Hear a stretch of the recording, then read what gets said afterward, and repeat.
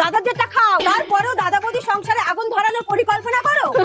মা কি হয়েছে গো বৌমা, ও কাঁদছে কেন? সেটা আপনার তোতলা মেয়েকে জিজ্ঞাসা করুন না। আরে ও বললে তো সারাদিন লেগে যাবে, তুমিই বলো। আপনার গুণধর্মে আমার সংসারে অশান্তি লাগাতে চাইছে। মানে আপনার ছেলে নাকি ফোনে সবসময় বিজি থাকে, আর একটা মেয়ে ফোন ধরে। এবার আপনিই বলুন, এইগুলো বিশ্বাস করা যায়? বিশ্বাস না হলে একবার ফোন করেই দেখো না। হ্যাঁ তাই দেখো, তাহলেই সব বিশুদ্ধ জলের মতন পরিষ্কার হয়ে যাবে।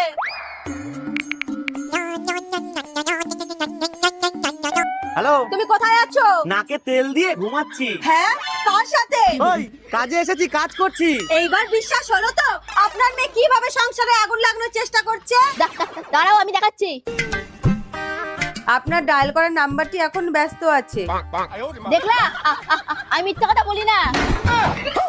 তুমি কার সাথে ব্যস্ত আছো?